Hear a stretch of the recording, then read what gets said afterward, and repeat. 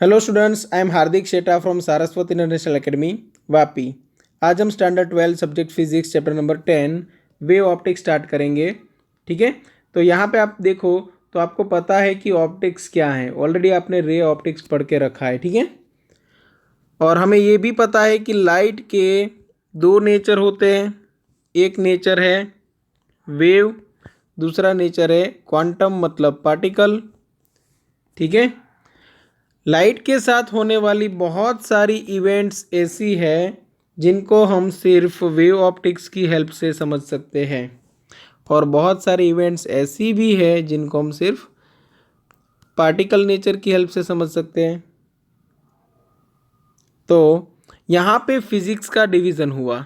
Wave optics वाला जो physics था वो क्लासिकल फिजिक्स, और ये पार्टिकल नेचर वाला जो है वो मतलब क्वांटम फिजिक्स या तो मॉडर्न फिजिक्स आप बोल सकते हो।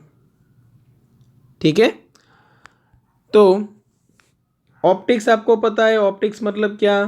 विजिबल लाइट के रिलेटेड जितनी भी इवेंट्स है उनको हम यहाँ पे स्टडी करते हैं। अब हमने जो पढ़ा था वो रे ऑप्टिक्स था। रे ऑप्टिक्स है क्या? तो वो वेव का ही एक अप्रोक्सीमेशन है। सर्टेन लिमिट तक किसी लाइट के वेव को आप रे कंसीडर कर सकते हो। लाइट के वेव को आप रे कंसीडर कर सकते हो। ठीक है, और रे ऑप्टिक्स की हेल्प से जितनी चीज़ें हम समझ सकते थे उतना सब हमने समझ लिया है। अब हमें वेव नेचर की हेल्प से बहुत सारी इवेंट्स को यहाँ पे स्टडी करना है। इवेंट्स कौन कौन सी होगी वो समझो। वेव ऑप्टिक्स की हेल्प से हम रिफ्रैक्शन समझ सकते हैं, रिफ्लेक्शन समझ सकते हैं, इंटरफेरेंस समझ सकते हैं, डिफ्रैक्शन समझ सकते हैं, पोलराइजेशन भी आ सकता है। ठीक है, और बाद में हम ऑप्टिकल इंस्ट्रूमेंट स्टडी करेंगे जिसमें रिजॉल्विंग पावर नाम की क्वांटिटी समझेंगे। ठीक है, तो सबसे पहली बात, वेव को स्टडी कैसे किया जाए। अगर मैं एक छोटा सा एरिया ले लूँ तो अप्रॉक्सीमेट हम बोल सकते हैं बिलियंस ऑफ वेव यहाँ पे इंसिडेंट हो सकते हैं। अब एक एक वेव को पकड़ के स्टडी करना उतना इजी नहीं है, इसीलिए हमने एक कंसेप्ट लिया जिसको हमने नाम दिया वेव फ्रंट। अब वेव फ्रंट का मतलब आप समझ सकते हो, नाम से ही पता चल जाएगा कि जो वेव को रिप्रेजेंट करेगा उसको हम बोलेंगे वेव फ्रंट। वेव फ्रंट क्या होता है उसके लिए हम यहाँ पे एक एक्टिविटी समझते हैं। सपोज एक कोई रिजिड वॉल है और रिजिड वॉल के साथ मैंने स्ट्रिंग्स को बांध के रखा है। एक स्ट्रिंग यहाँ पे है,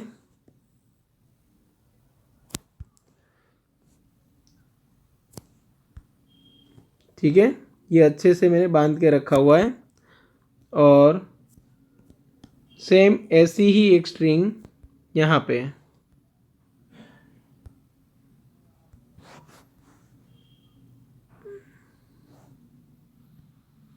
और एक है, एक्चुअली ये 3D में है, मतलब ये जो स्ट्रिंग्स है वो आगे पीछे है, लेंथ सबकी सेम है, बट ये जो स्ट्रिंग्स है वो आगे पीछे है, इसलिए आपको कोई कोई लंबी नज़र आ रही है, कोई कोई लेंथ में थोड़ी छोटी नज़र आ रही है। ठीक है, सबको एकदम अच्छे से पकड़ के रखा है मैंने, और सभी स्ट्रिंग के अंदर ऑलरेडी टेंशन क्रिएट हुआ है। अब सपोज मैंने सबको एक साथ पकड़ के एक ही साथ थोड़ा सा यहाँ पे जर्क दिया है, मतलब ये जो पोजीशन है उसको ऊपर ले जाके नीचे लेके आया तुरंत ही, तो यहाँ पे एक इमेजनरी ऐसा वेव क्रिएट होगा, और ये वेव आगे बढ़ेगा।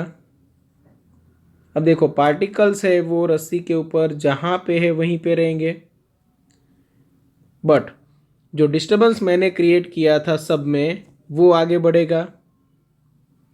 तो अभी मैं इन सभी वेव्स को अलग अलग स्टडी नहीं करना चाहता, तो फिर मैं क्या करूँगा, सभी के पीक्स को मैं डिटेक्ट करके मैं खुद ही सोच लूँगा एक इमेजनरी प्लेन को।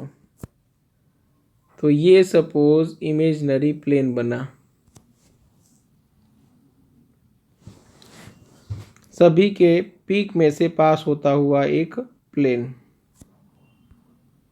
ठीक है, तो ये अभी t=0 टाइम पे जस्ट मैंने जनरेट किया है, तो समझ लो यहाँ पे है। आफ्टर सम टाइम ये जो शेप है वो आगे बढ़ेगा। देखो पार्टिकल्स है रस्सी के, वो अपनी पोजीशन पे है, सिर्फ डिस्टरबेंस आगे बढ़ रहा है। ठीक है, तो सपोज आफ्टर सम टाइम ये जो वेव है यहाँ पे जो था वो सपोज यहाँ पे कहीं पे पहुंचा। ठीक है, सेम वे यहाँ पे एक था, उसने भी इतना डिस्टेंस ट्रैवल कर लिया।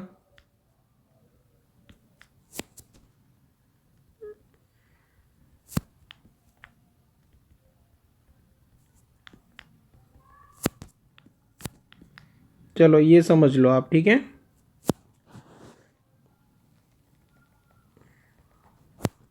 चलो तो यहाँ पे भी मुझे ये सेम प्लेन मिल सकता है, बिल्कुल मिल सकता है। देखो ये इन सब में से पास होने वाला प्लेन। तो अगर मैं बोल दूं कि मुझे एक एक वेव को स्टडी नहीं करना है और पूरे एक फ्रंट को स्टडी करना है जो सभी वेव्स की मोशन को रिप्रेजेंट करता है, तो भी चलेगा। सेम वैसे ही हम फ्लूइड मैकेनिक्स में करते थे, पानी की या तो कोई भी फ्लूइड की एक एक बूंद को तो चेक नहीं करते थे, उसकी वेलोसिटी क्या है, प्रेशर क्या है, डेंसिटी क्या है। ठीक है, वहाँ पे भी हम मास फ्लक्स वाला कंसेप्ट लेते थे, मतलब एक साथ बंच ऑफ ड्रॉप्स को मिला के एक छोटा सा सैंपल लेते थे और उसको स्टडी करते थे। सेम वे यहाँ पे एक साथ बंच ऑफ वेव्स को हम मिला के सभी वेव्स में से पास होने वाला एक परपेंडिकुलर प्लेन सिलेक्ट करेंगे और उसको हम नाम देंगे वेव फ्रंट। और उसी को अगर हम स्टडी करें तो भी हमें वेव ऑप्टिक्स के बारे में जितनी जानकारी चाहिए वो सब मिल सकती है। तो ये बन गया वेव फ्रंट। चलो वेव फ्रंट के शेप कैसे हो सकते हैं, उसके लिए सपोज एक पॉइंट सोर्स है और हर एक डायरेक्शन में वेव जनरेट कर रहा है। ठीक है, तो हम मान लेते हैं किसी एक टाइम पे उसने वेव जनरेट किए t= समथिंग और वेव्स यहाँ पे ऐसे पहुँचे। ठीक है, हर एक डायरेक्शन में इक्वल डिस्टेंस ट्रैवल करेंगे क्योंकि लाइट की स्पीड तो सेम रहेगी। तो यहाँ पे एक इमेजनरी सरफेस बनेगी और सभी में से पास होते हुए मैं एक लाइन खींच दूंगा, परपेंडिकुलर लाइन, क्योंकि रेडियल डायरेक्शन और tangential direction perpendicular to each other होती है। तो ये तो मैंने एक बुक के अंदर ड्रॉ किया। ठीक है, एक स्क्रीन के ऊपर मैंने ड्रॉ किया है अभी। तो ये 2D हुआ। एक्चुअल में लाइट है वो 3D में ट्रैवल करेगी। तो ये जो है पूरा वेव फ्रंट बनेगा वो कैसा बनेगा, स्फेरिकल वेव फ्रंट बनेगा। मतलब अभी मुझे क्या करना है, ये जो इमेजिनरी स्फीयर है उसी को स्टडी करना है। आफ्टर सम टाइम इतना बड़ा बनेगा, आफ्टर सम टाइम यहाँ तक लाइट पहुँचेगी। तो मुझे तो सिर्फ रेडियस नोटिस करनी है, रेडियस कैसे इंक्रीज हो रही है, उस हिसाब से डिस्टेंस ट्रैवल्ड बाय लाइट मुझे मिल जाएगा। तो ये वेव फ्रंट है t=0 टाइम पे। After some time wave front यहाँ पे हो सकता है क्योंकि लाइट आगे बढ़ेगी। After some time wave front यहाँ पे हो सकता है। ठीक है, अगर शांत पानी है उसके अंदर आपने पत्थर डाला और जो छोटे छोटे एडिस जनरेट हुए तो उससे जो वेव फ्रंट का शेप बनता है वो बनेगा सर्कुलर। कोई लीनियर सोर्स है लाइट का तो सिलिंड्रिकल बनेगा। लीनियर सोर्स मतलब ऐसे अगर लाइट कोई जनरेट कर रहा है तो हर एक डायरेक्शन में मतलब छोटे छोटे सर्कल्स ऐसे होंगे जहाँ पे लाइट एक साथ पहुँचेगी और सभी को कंबाइन कर दो तो मिल जाएगा सिलिंड्रिकल शेप। तो एग्ज़ाम में 1 मार्क में ये भी आ सकता है कि आपको शेप डिफाइन करना होगा वेव फ्रंट का। जो कंडीशन दी होगी उस हिसाब से आपको वेव फ्रंट का शेप डिफाइन करना है। ठीक है, चलो वेव फ्रंट समझ में आ गया। अभी हम पढ़ने वाले हैं हाइगेंस प्रिंसिपल। अभी देखते हैं हाइगेंस प्रिंसिपल। तो we would first define wave front. देखो यहाँ पे भी वेव फ्रंट को सबसे पहले डिफाइन किया है, when we drop a small stone on calm water. ये सब हमने पढ़ लिया। ठीक है, अब वेव फ्रंट की आपको डेफिनेशन याद रखनी है। तो डेफिनेशन अच्छे से याद रखना। यहाँ से आपको पहले से ही लिखना पड़ेगा। देखो यहाँ से when we drop a small stone on calm pool of water, waves spread out from the point of impact. Every point on the surface start oscillating with time. At any instant, a photograph of the surface will show circular rings on which the disturbance is maximum. Clearly, all points on such circle are oscillating in phase because they are at the same distance from the source. Such a locus points which oscillate in phase is called wave front. यहाँ पे भी देखो सभी एक ही phase में थे, सभी में अपर हाइट ही मिल रही थी। ठीक है, तो ये सभी इन फेज ऑसिलेट हो रहे और सभी को रिप्रेजेंट करने वाला मैंने एक प्लेन लिया, उसको नाम दिया wave front. Thus a wave front is defined as a surface of constant phase. ये अनदर डेफिनेशन हो गई। A wave front is defined as a surface of constant phase. ये भी आपको याद रखना है। The speed with which the wave front moves outward from the source is called speed of wave. The energy of the wave travels in the direction perpendicular to the wave front. Wave front से perpendicular direction में energy travel करेगी। ठीक है, चलो यहाँ तक समझ में आ गया। यहाँ पे देखो आपको बोला गया है diverging wave spherical wave emanating from a point source. The wave fronts are spherical, the wave fronts are spherical, जो अभी हमने डिस्कस किया था। अभी हाइगेंस प्रिंसिपल क्या है वो समझो। हाइगेंस प्रिंसिपल हमें ये समझाता है कि जो लाइट वेव है वो कैसे आगे बढ़ती है, लाइट का जो वेव है वो कैसे प्रोपोगेट होता है। और अगर आपको t=0 टाइम पे वेव फ्रंट का शेप पता है, वेव फ्रंट की पोजीशन पता है, तो after some time Huygens principle की हेल्प से आप उसी वेव फ्रंट की जो काउंटर इफेक्ट है, मतलब वही वेव फ्रंट की वजह से जो दूसरा वेव फ्रंट जनरेट होने वाला है, उसको आप प्रिडिक्ट कर सकते हो कि उसकी पोजीशन कहाँ पे होगी, उसकी साइज़ क्या होगी। ठीक है, तो चलो हाइगेंस प्रिंसिपल पढ़ लेते हैं। If we have a point source emanating waves uniformly in all direction, then the locus of the points which have the same amplitude and vibrate in the same phase are spheres, and we have what is known as the spherical wavefront shown in figure this. Okay, यहाँ पे हमने spherical wavefronts देखे थे। Clear? At a large distance from the source, a small portion of the sphere can be considered as plane, and we have what is known as plane wave. अगर देखो point source काफ़ी दूर है, जैसे star, तो star से आने वाले रेज अर्थ तक आते आते क्या बन जाएंगे, पैरेलल। तो जो वेव फ्रंट है वो स्फेरिकल था, वो अभी कैसा बन जाएगा, पैरेलल वेव्स के लिए प्लेन बन जाएगा। ठीक है, तो देखो now if we know the shape of wavefront at t=0, the Huygens principle allows us to determine the shape of wavefront at a later time tau. ठीक है, t=0 टाइम पे अगर मुझे वेवफ्रंट का शेप पता है तो आफ्टर सम टाइम वेवफ्रंट की पोजीशन और शेप क्या होगा वो हाइगेंस प्रिंसिपल की हेल्प से पता लगाया जा सकता है। Thus Huygens principle is essentially a geometrical construction.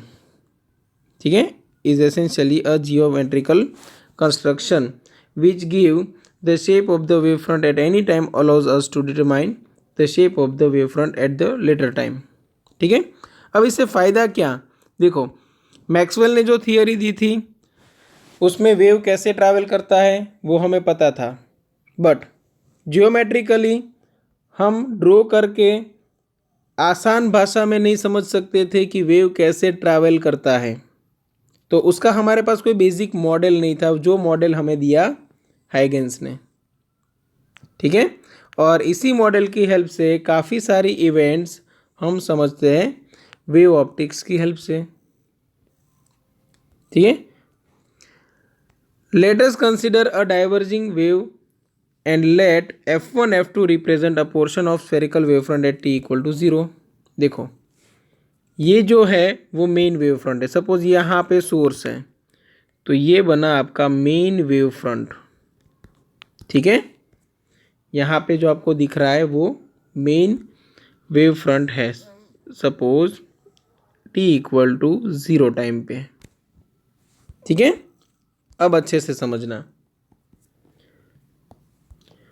Now according to Huygens principle each point of the wavefront is the source of the secondary disturbance and wavelets emanating from these points spread out in all directions with the speed of the wave। देखो इसके ऊपर मतलब ये जो आपका main wave front जो generate हुआ t equal to 0 time पे, उसके ऊपर जितने भी पोजीशंस हैं वो सब यहाँ पे क्या बनेंगे, सेकेंडरी सोर्स बनेंगे। ये जो है वो प्राइमरी सोर्स है, आपका मेन सोर्स है, उसकी वजह से ये जनरेट हुआ, अब उन्हीं की वजह से आगे का वेव फ्रंट जनरेट होगा।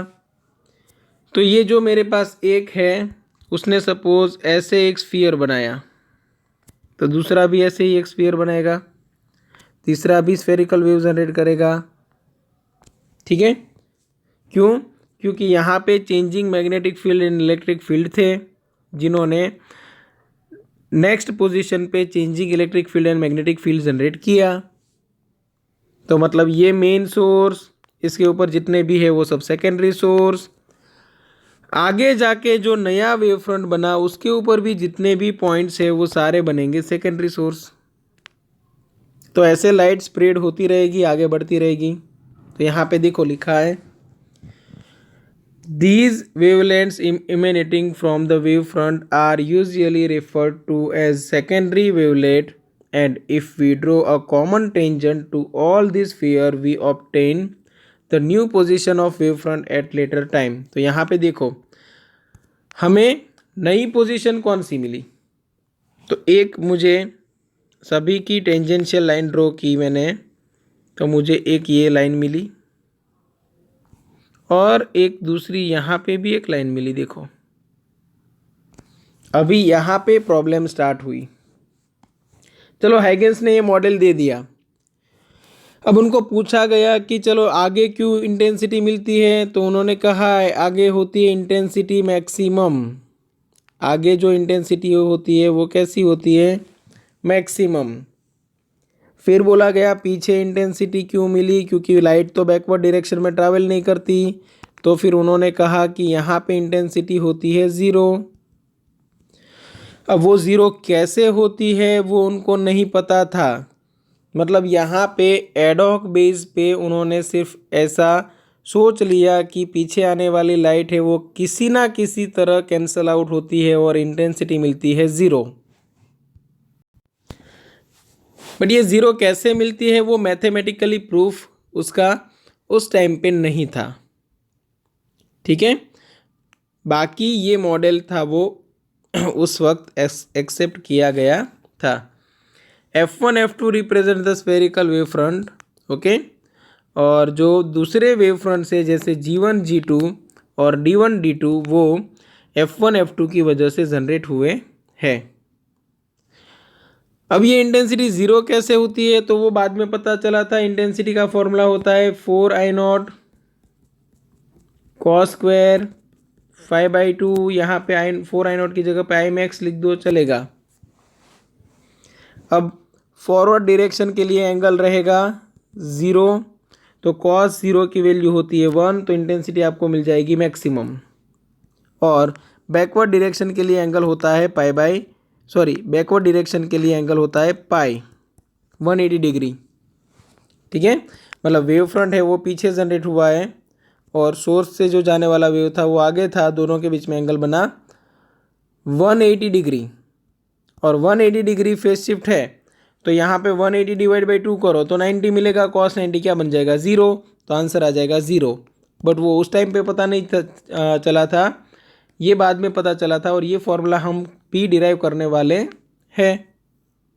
ठीक है, thus if we wish to determine the shape of wavefront at t equal to tau, we draw the sphere of radius v into tau from each point on the spherical wavefront where v represent the speed of the wave in the medium। चलो ये v into to क्यों किया गया तो देखो यहाँ पे distance v into to इसीलिए क्योंकि जब स्फेरिकल वेव फ्रंट यहाँ पे पहुँचा था तब t इक्वल टू 0 था, तो आफ्टर टो टाइम उसने डिस्टेंस कितना ट्रैवल किया होगा, वेलोसिटी इंटू टाइम। इसीलिए v इंटू टो जितनी रेडियस वाले मैंने यहाँ पे स्फीयर्स बनाए और फिर सभी की टेंजेंशियल लाइन मैंने खींच दी। ठीक है, चलो if we now draw a common tangent to all these spheres, we obtain new position of wavefront at t equal to tau। The new wavefront shown g1 g2 is again spherical with point O as the center। ठीक है, ये जो नया wavefront generate हुआ उसके लिए भी centre क्या रहेगा O। बस इसमें प्रॉब्लम क्या थी वो मैंने आपको बता दिया कि यहाँ पे इंटेंसिटी 0 मिलती है, वो कैसे वो हाइगेंस ने एक्सप्लेन नहीं किया था, तो वही यहाँ पे देखो रिपीट हो रहा है। The above model has one shortcoming, we also have a back wave with which is shown as d1 d2 in figure. देखो यहाँ पे d1 d2 है। Okay, Huygens argued that the amplitude of the secondary wavelet is maximum in the forward direction and 0 in the backward direction। Intensity is directly proportional to amplitude square। मतलब समझ लो कि amplitude maximum है तो intensity maximum है, amplitude 0 है तो intensity 0। Okay, by making this ad hoc assumption, देखो ये अजम्पशन था, Huygens could explain the absence of the back wave। However, this ad hoc assumption is not satisfactory and the absence of back wave is really justified from more rigorous wave theory। ठीक है, तो यहाँ पे ये finish हुआ हैगेंस principal. तो अच्छे से word to word text book का पढ़ लेना और यहाँ पे टेक्स्ट बुक का वर्ड टू वर्ड पढ़ना भी ज़रूरी है, क्योंकि हर एक पॉइंट से आपको कुछ ना कुछ जानने को मिलेगा, कहीं ना कहीं पे एमसीक्यू भी बन सकते हैं। ठीक है, नेक्स्ट लेक्चर में हम coherent and incoherent addition of waves से सिलेबस को आगे बढ़ाएंगे। ठीक है, और अगर यहाँ तक किसी को कोई डाउट है तो कांटेक्ट कर सकते हो। ठीक है, चलो यहाँ तक रखते हैं। Thank you.